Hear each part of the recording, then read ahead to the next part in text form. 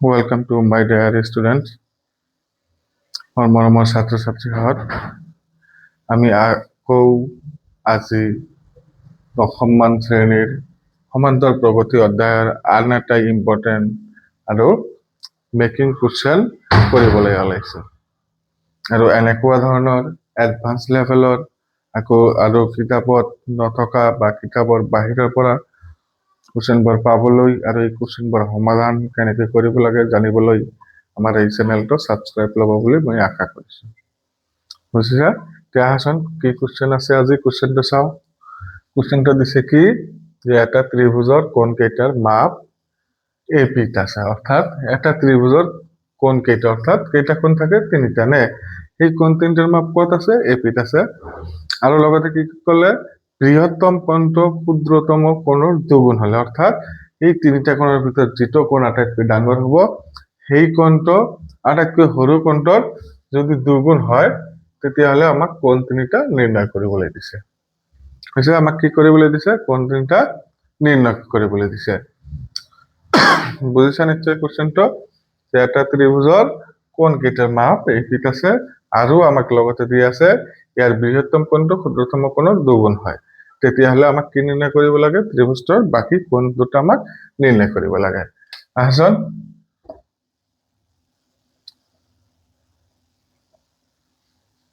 আৰু মই তোমালোকক অনুৰোধ কৰিছো যাতে সকলোৱে মোৰ চেনেলটো ছাবস্ক্ৰাইব কৰি লয়, কাৰণ ইয়াত আমি প্ৰতিদিনে এনেকুৱা ধৰণৰ এডভান্স লেভেলত আৰু তোমালোকৰ চিলেবাছৰ ভিতৰত বা কিতাপত থকা কুৱেশ্যনো আমি ইয়াত আলোচনা কৰিম, কিন্তু একেবাৰে সহজ পদ্ধতিত আলোচনা কৰিম। এই সহজ পদ্ধতিত কেনেকৈ জানিব লাগে তাৰ কাৰণে এই যে আমাৰ চেনেল লগত থাকি আমাৰ চেনেলটো ছাবস্ক্ৰাইব কৰি ল'ব হা।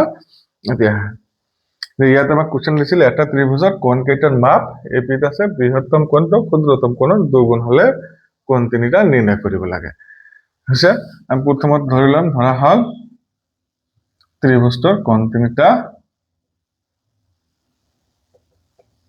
ত্ৰিভুজটোৰ কোণ তিনিটা ক্ৰমে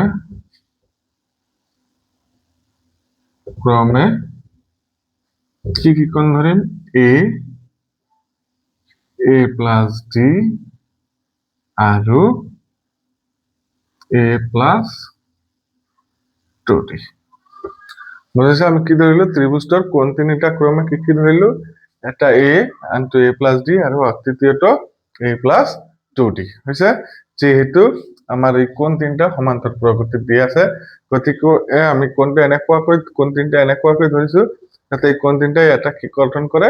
এপি গঠন কৰে। চোৱাচোন একটা এপি হলে নাই, ইয়াত প্ৰথম পদ এ আৰু সাধাৰণত কিমান হ'ব? এ প্লাস ডিৰ পৰা এ যদি মাইনাস করা যায় এ প্লাস ডি মাইনাস এ, অর্থাৎ প্লাস এ মাইনাস এ ক্যান্সেল কি থাকি যাব? ডি নে? তার মানে আমার সাধারণ অন্তর হব ডি আর প্রথম পদ আছে এ। এখন ঠিক একেবারে এইটার পর এইটা মাইনাস করলেও আমি কি পাম? ডি পাম। গতিকে আমার কোণ তিনটা ক্রমে কি কি পালো আমি? এ প্লাস ডি আর এ প্লাস 2ডি। আর এইবারের ভিতরে আটাইতকৈ সৰু কোণ কোনটা হয়? এ হয়। আৰ আটাইতকৈ ডাঙৰ কোণ কোনটা হৈছে? এ প্লাস 2ডি। গতিকে আমাক প্রশ্ন মতে কি দিছে? অ্যাকর্ডিং টু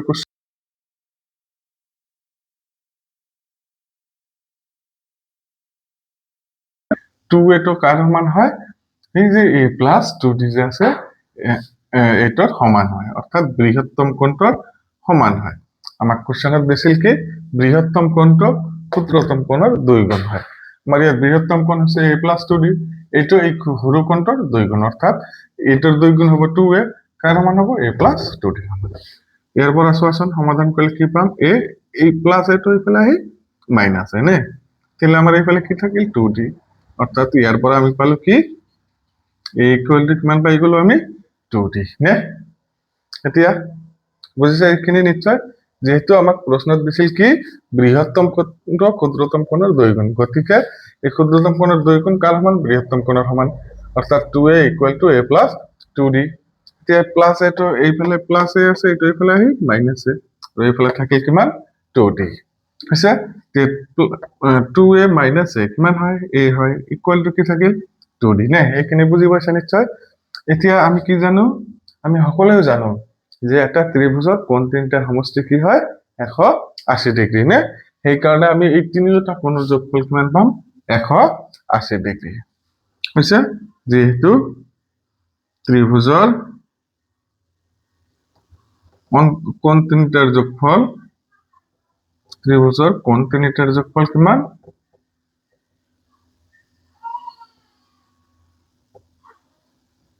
180 ডিগ্ৰী আমি গতিকে আমি ইয়াত কি পাম যে a plus 2d আৰু a plus d আৰু তৃতীয় কোণটো হৈছে আমাৰ a plus 2d এই তিনিটা কোণৰ যোগফল কিমান পাইছো আমি 180 ডিগ্ৰী এতিয়া ইয়াত এৰ মান বহাই দিয়াচোন এর মান কিমান পাইছো আমি 2d গতিকে যত যতে আছে 2d বহাই দিয়া a আছে এ ঠাইত 2d প্লাস a আছে এ ঠাইত 2d plus d plus a আছে এ ঠাইত কি বহাম 2d plus 2d equal to 180 তে সকলোবোৰ যোগ কৰি দিয়াচোন কিমান পাম 2d 4d 5d 5d আর 2d 7d 7d আর 2d 9d অর্থাৎ আমি কিমান পালো এটার মান 9d 9d equal to কিমান 180 এটি ইয়াৰ পৰা চোৱাচোন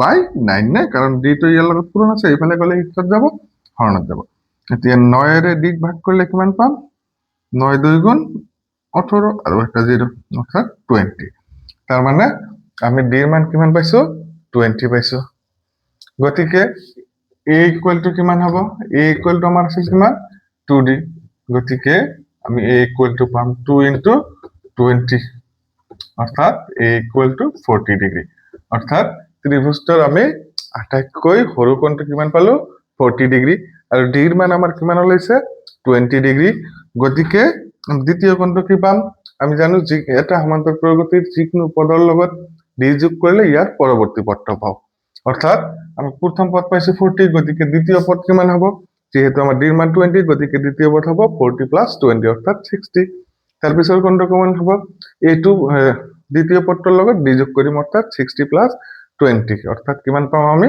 18 নে গতিকে হাসান লিখি দিও গতিকে নির্ণয় কোণ তিনিটা